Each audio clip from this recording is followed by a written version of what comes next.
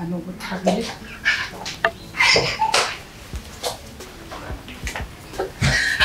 Parece pizza mesmo.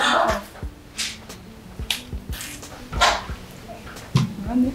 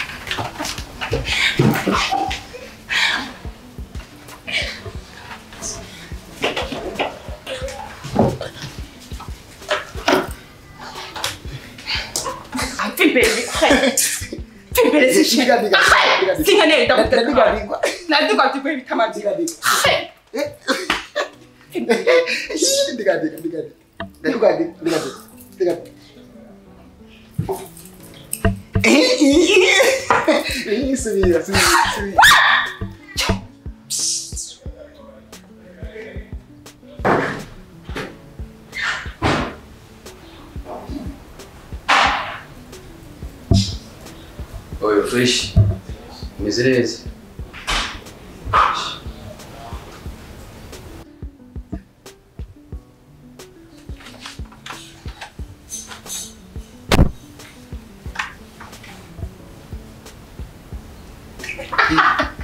Kandi muraryoye.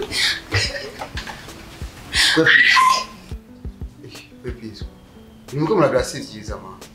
Basi murakumbira nkavaho nkagenda cyangwa mukagera mu kabare se. Maso yanje man. Sio fresh bro. Ushaka kugenda. Pepizo. Wino. Mwana ubaga genda kigugu mu kucenga ndi umwana. Yakati yawe na bofu. Hari ikintu kihari. Amaze kukibona hari ikintu kihari. Wapi mani uribesha. Ntabwo nta na kimwe gihari twenye ndabona turakina nyene tubisanzwe. Nta na kimwe kihari. Yanko.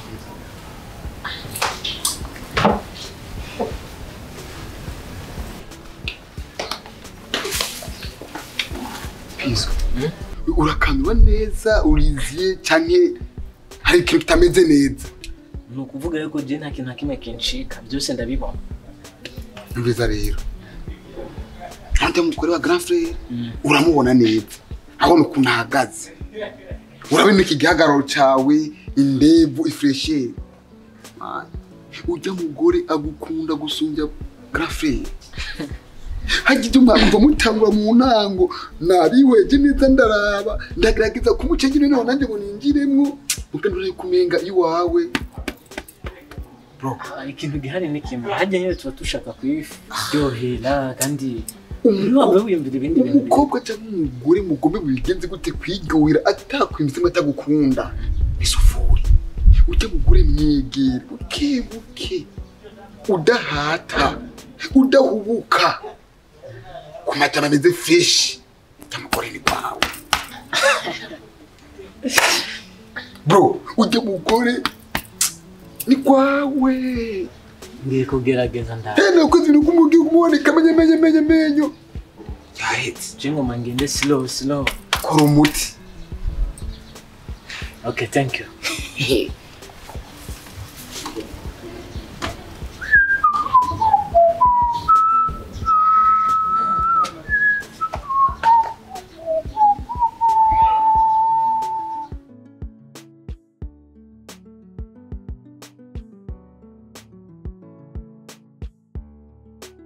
Nakuvuga yuko jewe abona hari ikintu maze iminsi niyumvira kandi cyane. Chigi. Shatu kana business. So sinzi ukuntu ushaka kunshakira. Kuko kuri jewe numva ari ikintu gishaka kumama. Yarutse ndagifite igishika. Yarutse. Okay, nakuvuga yuko jewe hajya wana ko tumaze igihe dukina tugakina twiza kandi turyoshye Nibyo bisanzwe. Byarampaye amahoro bituma jewe mbajewe hano kubona ngo mantwenga ndabyibuha kubwa Ntabwo mbukavye rero. Yes ubukavya ahubwo rero sasa hageje ndashaka ko tubijamo neza kandi gusabye utume wima agaciro jewe mugabe bimva mu biha agaciro amajambo yo hanje None mvuga ke sindi ko ndakumva je naguteze yose mbwira habaye.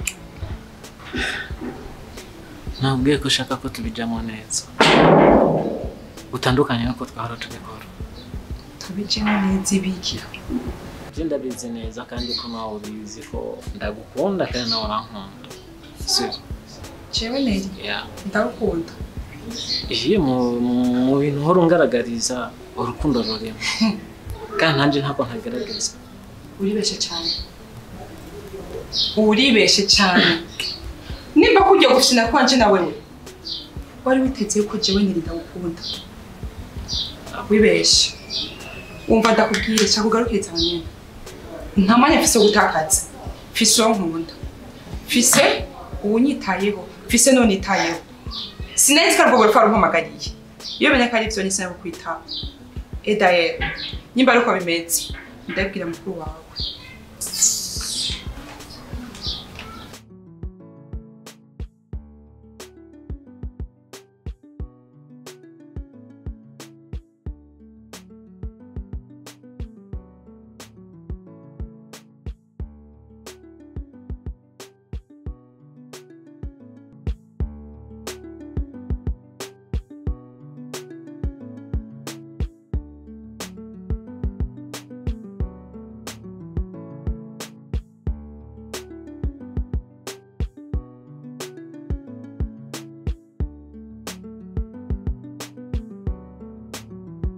Jingerageje kuraba ndabona ko atakintu na kimwe Joshua kugira ingorane naco we uhari.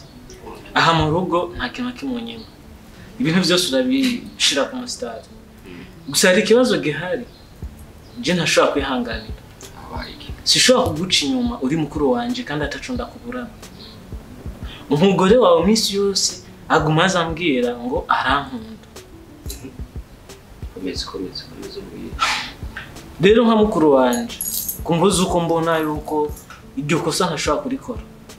Gerageza wicare ku mugore wawe umuhanura. Arekane n'izo ngeso zitari nziza.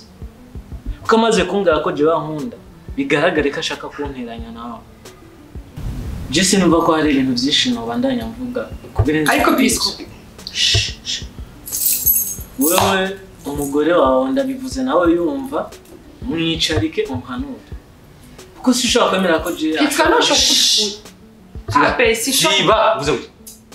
Kuko ushaka kumvira icyo wenyine bazi. Cyakoze nkubizi. No kuvuga yuko ngira nawe urabibona. Sivyo. Muhanure sishobora kwemera ko je nawe turabana ribi turabavuka. Kubera mwaho yakuze. Kandi nanje ku bintu fasha nivyo bishobora gutuma ntashobora kwemera ko ibintu bigenda nkuko bishaka. Wajeje. Ndibaza ivyo navuze ko bitahure. Nkabibona. Mu gatondo usiga mu cyumu nkabona wishyura isaha. Itifuye konseri yombesha. Ahora ariko kuri kuri. Shira.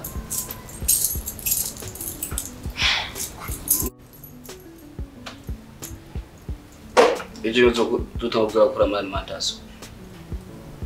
Sawa. Sikake ni kwizera bakore ndababonye. Ariko mushaka mu Mwanya bivuge biki. Vuga ibyo ushaka kuvuga.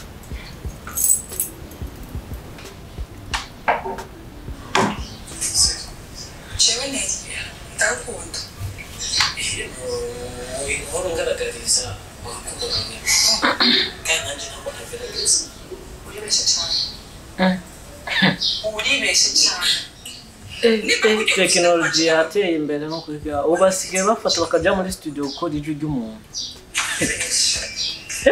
ni hatari kuri graphic umviriza no kwiga umugore wasigaje muri studio gukoresha ijwi ry'wanje kugira ngo anteranye nawe